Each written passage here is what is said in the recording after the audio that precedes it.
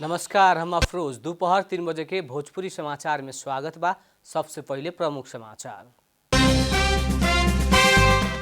काठमाडौँ महानगरपालिका के मेयर में बालेन शाह निर्वाचित, उपमेयर में हिमालय के सुनीता डंगोल विजयी।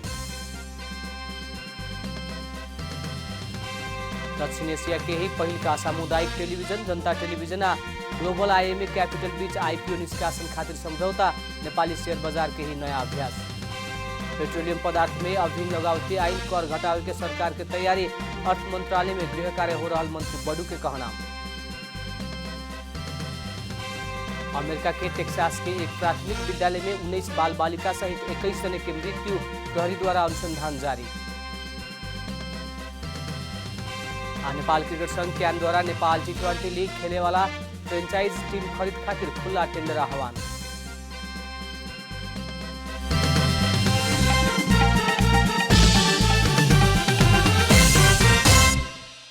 अब पूरा समाचार। काठमाडौँ महानगरपालिका के मेयर में बालेन शाह निर्वाचित भइल बाड़न। स्वतंत्र उम्मीदवार शाह 61,767 मत प्राप्त करके काठमाडौँ महानगरपालिका के मेयर में निर्वाचित भइल रहवन। शाह के निकटतम प्रतिद्वंदी कांग्रेस के सृजना सिंह 38,341 मत ल्याइले बाड़ी। नेकपा एमाले के केशव स्थापित 38,117 मत प्राप्त कैले बाड़न। वैसे ही महानगर के उपमेयर में एमाले के सुनीता डंगोल निर्वाचित भइल बाड़ी। डंगोल 68,612 मत ल्याइल बाड़ी। वहाँ के निकटतम प्रतिद्वंदी नेकपा एकीकृत समाजवादी के रामेश्वर श्रेष्ठ 23,806 मत प्राप्त कैले बाड़न। काठमाडौँ महानगरपालिका में कुल मतदाता 3,02,42 रहला में ई बेर निर्वाचन में 1,90,962 जने मत गिराउले रहे। जनता प्रसारण तथा प्रकाशन लिमिटेड आ ग्लोबल आईएमए कैपिटल लिमिटेड बीच प्राथमिक शेयर निष्कासन आईपीओ जारी करे के समझौता संपन्न भइल बा।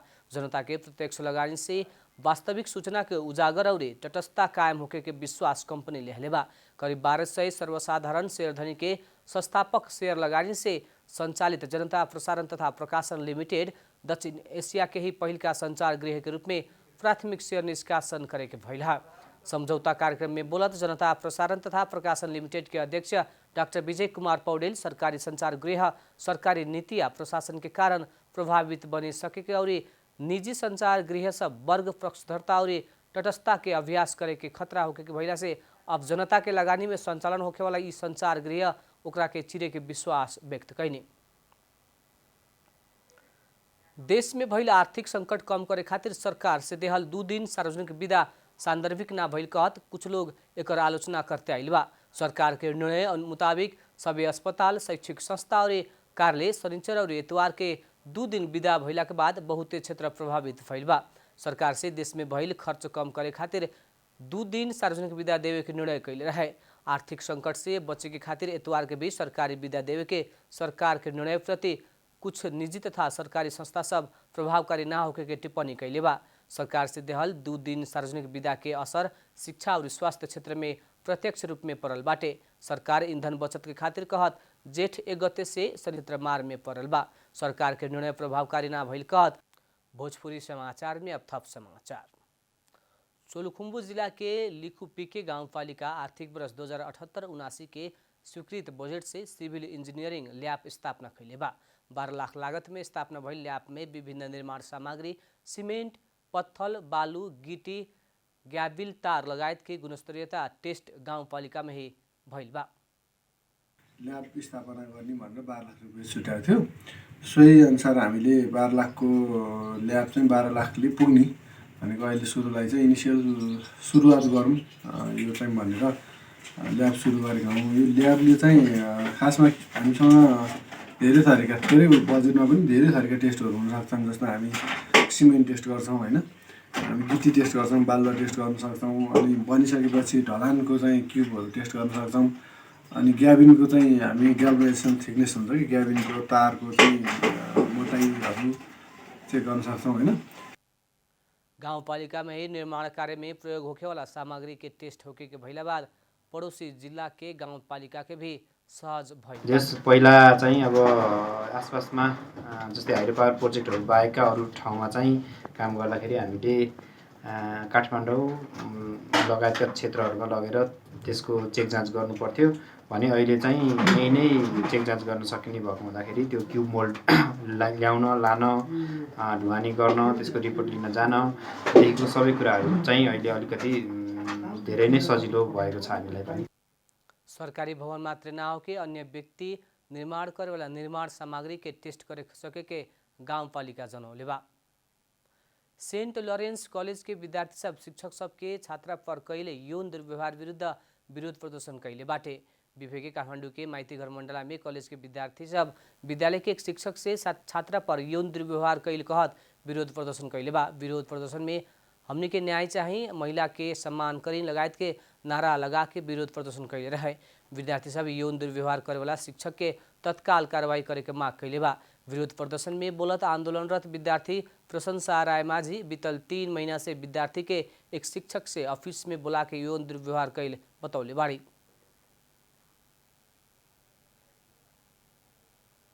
यो चाहिँ एक सेक्सुअल हेरेसमेन्ट हो।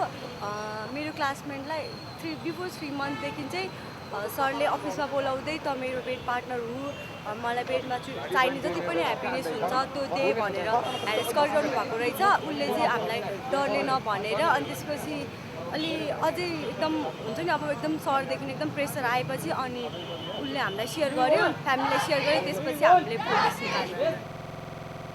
विद्यार्थी सब महिला विद्यार्थी पर कुदृष्टि देखे वाला शिक्षक की कार्रवाई करके मांग करत कुछ समय इन्हें विरोध प्रदर्शन कर रहा बा। अब आर्थिक समाचार। सरकार पेट्रोलियम पदार्थ में हाल लगावते आइल कर समायोजन घटाव के तैयारी कैले बा। उद्योग वाणिज्य तथा आपूर्ति मंत्री दिलेन्द्र प्रसाद बड़ू से पेट्रोलियम पदार्थ में हाल लगावते आइल कर समायोजन करे के संबंध में प्रस्ताव पारित भइल जानकारी देहने। सुख के बैठल प्रतिनिधि सभा के बैठक में समय लेके बोलत मंत्री बड़ू जेठ 10 गते बैठल मंत्रिपरिषद के बैठक से पेट्रोलियम पदार्थ में हाल लेते आइल कर समायोजन करे के संबंधी प्रस्ताव पारित कैल जानकारी देहने। पेट्रोलियम पदार्थ में भइल मूल्य वृद्धि के कारण सर्वसाधारण के परते गईल असुविधा के ध्यान में राखत सरकार द्वारा अभी पेट्रोलियम पदार्थ में लेते आइल कर समायोजन करके मूल्य घटाव के बारे छलफल हो रहा बा। उपभोक्ता के राहत प्रदान करे के प्रस्ताव 2079 जेठ 10 गते के मंत्रिपरिषद से पारित भइल और कर समायोजन के संबंध में अर्थ मंत्रालय में गृह कार्य हो रहा मंत्री बड़ू जानकारी देने। भोजपुरी समाचार में अब छोट विश्राम।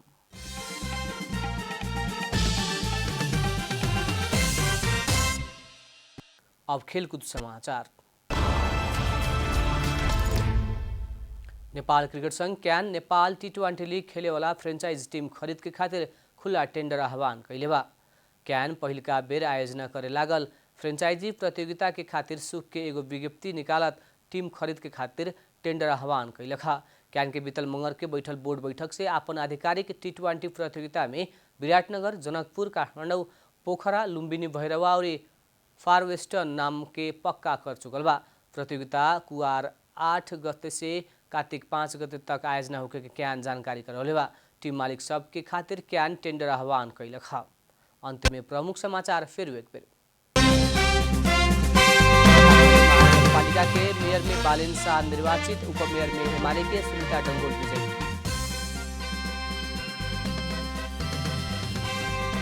दक्षिण एशिया के ही पहल का सामुदायिक टेलीविजन जनता टेलीविजन आ ग्लोबल IMA कैपिटल बीच IPO निष्कासन खातिर समझौता, नेपाली शेयर बाजार के ही नया अभ्यास। पेट्रोलियम पदार्थ में अभी लगावते आइल कर घटाव के सरकार के तैयारी, अर्थ मंत्रालय में गृह कार्य हो रहा मंत्री बड़ू के कहना। अमेरिका के टेक्सास के एगो प्राथमिक विद्यालय में 19 बाल बालिका सहित 21 जने के मृत्यु, प्रहरी द्वारा अनुसंधान जारी। नेपाल क्रिकेट संघ क्यान द्वारा नेपाल टी20 लीग खेलावे वाला फ्रेंचाइज टीम खरीद खातिर खुला टेंडर आह्वान।